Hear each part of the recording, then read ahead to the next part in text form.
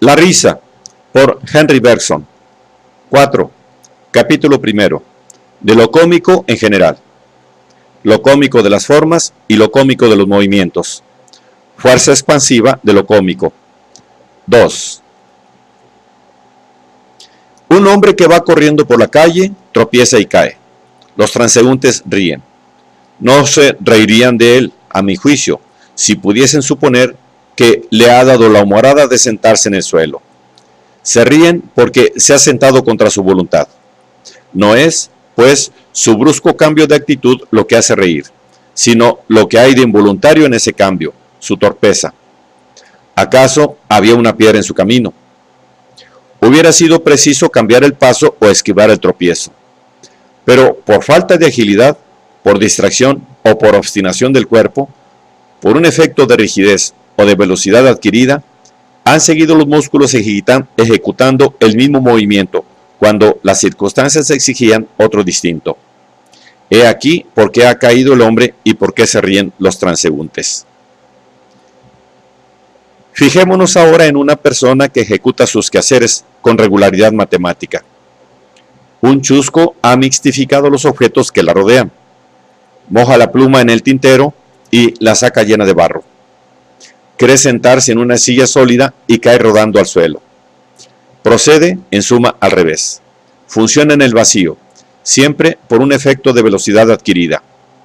La costumbre le había comunicado un impulso y hubiera sido preciso detener el movimiento o desviarlo en otra dirección. Pero no se ha hecho así, y aquel ha continuado en línea recta. La víctima de una broma de taller se halla, pues, en una situación análoga a la del que va corriendo y cae. Y es cómica por la misma razón que lo es también la otra. Lo que hay en ambos casos es ridículo, es cierta rigidez mecánica que se observa allí, donde hubiéramos querido ver la agilidad despierta y la flexibilidad viva de un ser humano. Solo hay una diferencia entre ambos casos, y es que el primero se ha producido por sí mismo, mientras que el segundo ha sido objeto de una preparación artificial. En el primer caso, el transeúnte no pasaba de ser un mero observador, mientras que el chusco del segundo realizaba un verdadero experimento. Pero tanto en un caso como en otro, ha sido una circunstancia exterior la que ha determinado el efecto. Lo cómico es, pues, accidental, y queda, por decirlo así, en la superficie del individuo. ¿Qué hará falta para que pase al interior? Será menester que la rigidez mecánica no necesite ya, para manifestarse, de un obstáculo colocado ante ella por el azar de las circunstancias o por la malicia de los hombres. Menester será que saque de su propio fondo, mediante una operación natural, la ocasión constantemente renovada de manifestarse al exterior. Imaginémonos, pues, un espíritu que ande siempre pensando en lo que hizo con anterioridad y nunca en lo que está haciendo, semejante a una melodía que se retardase en su acompañamiento. Figurémonos una cierta elasticidad de los sentidos y de la inteligencia, por virtud de la cual se continúe viviendo lo que ya pasó, oyendo lo que ya no suena, diciendo lo que ya perdió toda su oportunidad. Que el individuo se adapte, en fin, a una situación pasada e imaginaria, cuando debería conformar su actitud a la realidad presente. Lo cómico tendrá entonces su asiento en la persona misma, y esta es la que se lo facilitará todo, materia de forma, causa y ocasión. ¿Qué de extraño tiene que el distraído, tal es el personaje que acabamos de describir, haya tentado generalmente el humor de los autores cómicos? Cuando la Bruyère encontró en su camino este carácter, comprendió al analizarlo que había hallado una fórmula para fabricar el mayor efecto divertidos, para fabricar al por mayor efectos divertidos y regocijantes. Fórmula de la cual abusa, haciendo de Menalco la más larga y minuciosa descripción que darse puede, volviendo sobre el tema e insistiendo hasta caer en una pesadez excesiva. La facilidad del asunto seducía al gran escritor, y es que la distracción, en efecto, si no nos lleva a la fuente misma de lo cómico, nos pone en una cierta corriente de hechos y de ideas que vienen en línea recta de esa fuente. Nos coloca sobre una de las grandes pendientes naturales de la risa. Pero el efecto de la distracción es susceptible de recibir aún mayor fuerza. Hay una ley general de la que acabamos de hacer una primera aplicación y que puede formularse diciendo: cuando de cierta causa se deriva cierto efecto cómico, este nos parece tanto más cómico cuanto más natural juzgamos la causa que lo determina. La mera distracción, como un simple hecho, ya nos mueve la risa. Pero más ridícula nos parecerá esa distracción si la hemos visto nacer y desarrollarse ante nosotros, si conocemos su origen y podemos reconstruir su historia. Y podemos reconstituir su historia. Supongamos, para poner un ejemplo concreto, que un individuo se ha dado a la lectura de novelas de amor o de caballería, y que, atraído y fascinado por sus héroes, venga lentamente, de día en día, concentrando en ellos su pensamiento y su voluntad. Vedle cómo acaba por circular entre nosotros como un sonámbulo. Sus acciones son distraídas, solo que estas distracciones son imputables a una causa conocida y real. No son ya pura y simplemente ausencias, sino que se explican por la presencia del individuo en un ambiente perfectamente definido, aunque imaginario. No hay duda que una caída es siempre una caída, pero una cosa es caerse en un pozo por torpe distracción y otra cosa es caerse por mirando una estrella. Y una estrella es lo que contemplaba Don Quijote. Qué profundidad de fuerza cómica la de lo novelesco, unido a un espíritu soñador. Y, sin embargo, al restablecer la idea de distracción que debe servir de intermediaria, vemos cómo este carácter cómico profundísimo se enlaza en lo cómico más superficial. Sí, estos espíritus soñadores, estos exaltados, estos locos tan extrañamente razonables, nos hacen reír, hiriendo en nosotros las mismas cuerdas, poniendo en juego el mismo mecanismo interior que la víctima de una novatada o el transeúnte que resbala en la calle. También ellos son andarines que caen, ingenuos a los que se les burla, corredores que van tras un ideal y tropiezan contra las realidades, cándidos soñadores a quienes acecha maligna la vida.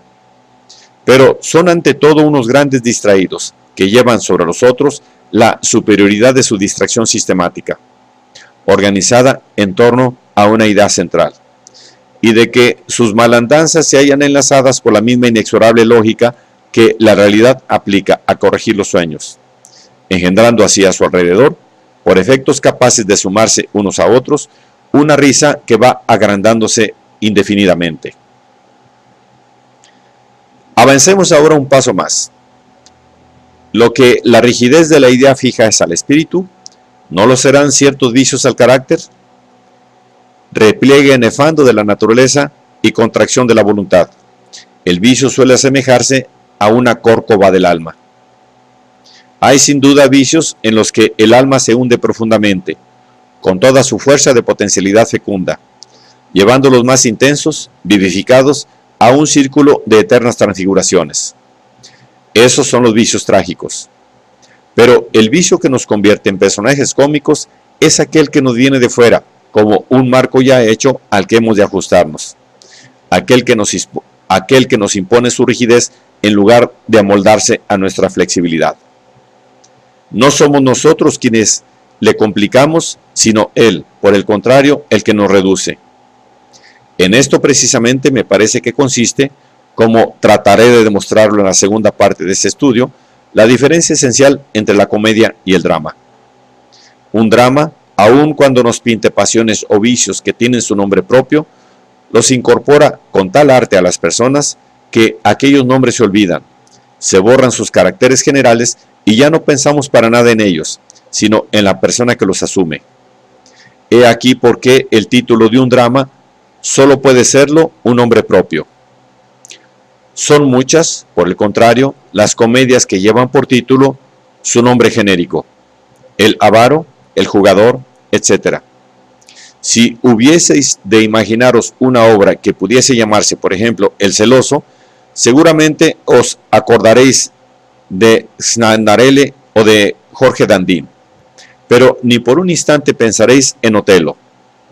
El celoso no puede servir de título más que a una comedia. Es que el vicio cómico, por íntimamente que se una a las personas, siempre conserva su existencia independiente y simple, y siempre es el personaje central, presente a la par que invisible, del que dependen todos los demás personajes de carne y hueso que se agitan en la escena. A veces se divierte en arrastrarles y en hacerles rodar con él a lo largo de una pendiente. Lo más general es, sin embargo, que les haga vibrar como un instrumento o les maneje como fantoches. Bien mirado, el arte del poeta cómico consiste en darnos a conocer completamente ese vicio, procurándonos hasta tal punto su intimidad que acabamos por apoderarnos de algunos de los hilos de los fantoches, cuyo manejo tanto le divierte. Y entonces nosotros los podremos manejar también a nuestro antojo, y de ahí una parte del placer que experimentamos. Así, pues, también es aquí una especie de automatismo muy cercano a la simple distracción. Para convencerse de ello, bastará observar que generalmente un personaje cómico lo es en la medida exacta en que se descompone a sí propio. Lo cómico es inconsciente, como si usase al revés el anillo de Giges. Se hace invisible para todo el mundo. Un personaje de tragedia no cambiará en nada su conducta porque llegue a tener noticia del juicio que nos merece. Podrá ocurrir que persevere en ella, aún con plena conciencia de lo que es, aún con el sentimiento clarísimo de horror que nos inspira. Pero un hombre ridículo, desde el instante en que advierte su ridiculez, trata de modificarse, al menos en lo externo. Si Harpagón viese que nos reíamos de su avaricia, no digo que se corrigiera, pero sí que procuraría encubrirla o al menos darle otro cariz. Digámoslo desde ahora, solo en este sentido se puede afirmar que la risa castiga las costumbres, haciendo que nos esforcemos por parecer lo que debiéramos ser, lo que indudablemente llegaremos a ser algún día. Por el momento, no quiero llevar más lejos este análisis, del que va corriendo y se cae hasta el ingenuo burlado, de la mistificación a la distracción, de la distracción a la exaltación, de la exaltación a las diversas deformaciones de la voluntad y del carácter. Hemos ido siguiendo el avance mediante el cual lo cómico se adentra cada vez más profundamente en la persona, pero sin dejar de recordarnos en sus más sutiles manifestaciones algo de lo que ya advertíamos en sus formas iniciales, un efecto de automatismo y de rigidez. Esto nos permite formarnos una primera idea, aunque tomada muy de lejos, vaga y confusa todavía, del aspecto ridículo de la persona humana y de la función ordinaria de la risa. La vida y la sociedad exigen de cada uno de nosotros una atención constantemente despierta, que sepa distinguir los límites de la situación actual, y también cierta elasticidad del cuerpo y del espíritu que nos capacite para adaptarnos a esta situación. Tensión y elasticidad. He ahí dos fuerzas complementarias que hacen actuar la vida.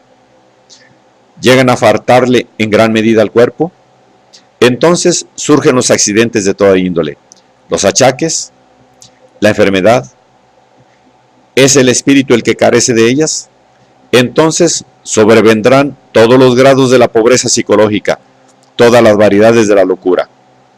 ¿Es el carácter el que está falto de ellas? Pues entonces se seguirán las profundas inadaptaciones a la vida social, fuentes de miseria y a veces ocasiones de actos criminosos. Una vez descartadas estas inferioridades que afectan intensamente a la existencia y tiende a eliminarse en lo que se llama la lucha por la vida, el individuo puede vivir y hacer vida en común con sus semejantes. Pero la sociedad exige más. No le basta vivir, aspira a vivir bien. Lo temible para ella es que cada uno de nosotros se limite a atender a lo que constituye lo esencial de la vida y se abandone para todo lo demás al fácil automatismo de las costumbres adquiridas. Y debe temer asimismo que los miembros sociales, en vez de tender a un equilibrio de voluntades enlazadas en un engranaje cada vez más exacto, se contentan con respetar las condiciones fundamentales de este equilibrio. No le basta el acuerdo singular de las personas, sino que desearía un esfuerzo constante de adaptación recíproca. Toda rigidez del carácter, toda rigidez del espíritu y aún del cuerpo será, pues, sospechosa para la sociedad, porque puede ser indicio de una actividad que se adormece y de una actividad que se aísla, apartándose del centro común, en torno del cual gravita la sociedad entera. Y, sin embargo, la sociedad no puede reprimirla con una represión material, ya que no es objeto de una material agresión. Encuéntrase frente a algo que la inquieta, pero solo a título de síntoma, apenas una amenaza, todo lo más un gesto. Y a este gesto responde con otro. La risa debe ser algo así como una especie de gesto social. El temor que inspira reprime las excentricidades. Tiene en constante alerta y en contacto recíproco ciertas actividades de orden accesorio, que correrían el riesgo de aislarse y adormirse. Da flexibilidad a cuanto pudiera quedar de rigidez mecánica en la superficie del cuerpo social. La risa no nace, por lo tanto, de la estética pura, toda vez que persigue, de modo inconsciente y aún moral en muchos casos particulares, un fin útil de perfeccionamiento general. Sin embargo, lo cómico tiene algo de estético, pues aparece en el preciso instante en que la sociedad y la persona, libres ya del cuidado de su conversación, empiezan a tratarse a sí mismas como obras,